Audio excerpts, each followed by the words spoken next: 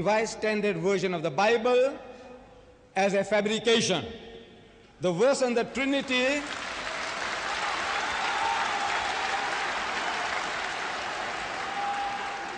it is thrown out as a fabrication. All modern translations of the Bible do not have that verse anymore. This is thrown out by not by Muslim scholars, Jewish scholars or Hindu scholars, by 32 scholars of the highest eminence, backed by 50 cooperating denominations. They found that this was a fabrication, and as a fabrication they threw it out. Similarly,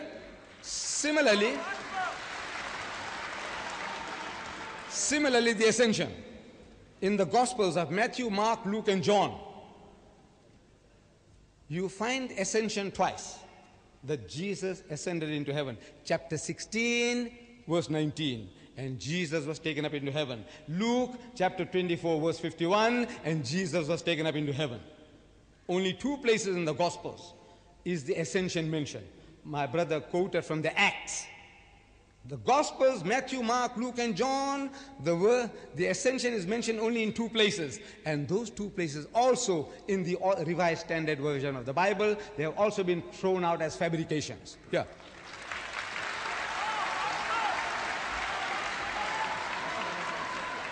Revised Standard Version of the Bible. The fact that, the word Father does not occur in the Holy Quran is made a point of. We are given 99 attributes of God Almighty. But Father is not one of them.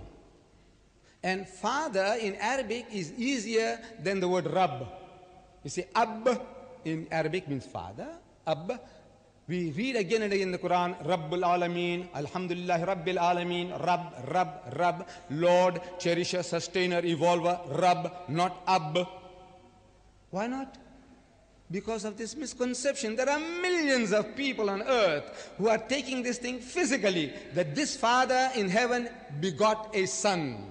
And begetting is an animal act. It belongs to the lower animal functions of sex. So this word is eschewed, is taken out, never used, simply because there are people like my brother's son, his brother.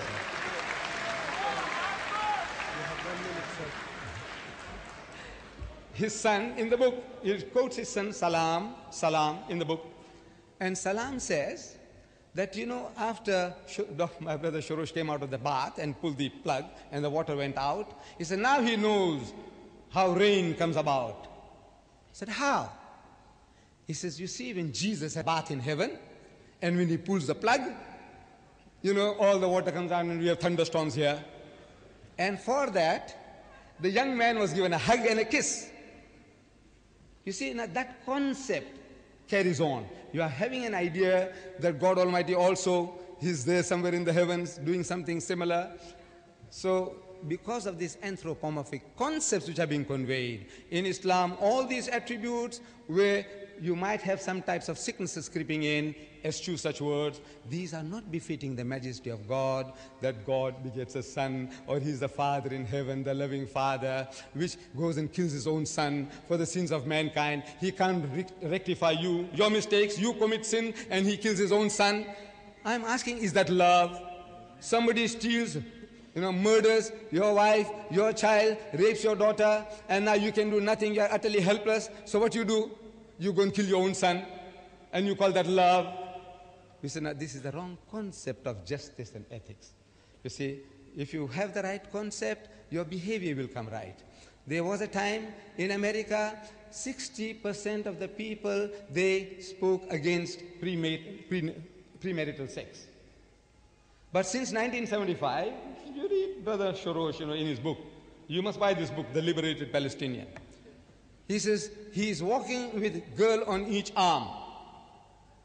And a southern Bella, a southern Bella means a beautiful woman, invites Shorrosh to her house for a weekend. And he goes with her to her house for a weekend. This is the Bible, this is the book. For the weekend, and the father of the girl is waiting with a gun. When he reaches up to the porch, he's waiting with a gun, and doctor makes a hasty retreat. I said, now, since then, when you are portraying things, morality like that, what happens is that 61% of the people, latest statistics in America, they are now in favor of premarital sex. So I said, look, I'm told that religion, Christianity is not a religion, but it is a relationship. So we said, look, without this religion, if you don't listen to Jesus, he said, whosoever looketh upon a woman to lust after her had committed adultery with her already in his heart. You see? So, my dear brothers, Mr. Chairman, ladies and gentlemen, I know this is a vast subject and we can carry on endlessly, but I respect the chairman's notice that my time has expired. Thank you very much indeed.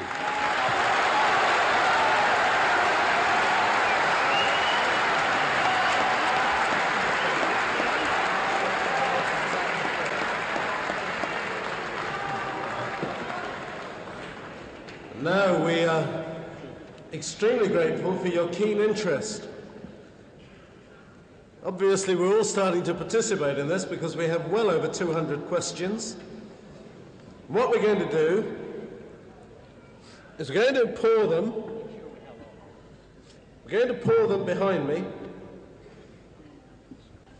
Now, some of these are going to be written in a language that I'm going to struggle with, and therefore, when that happens, I'm going to pass them to the experts to translate and answer their questions.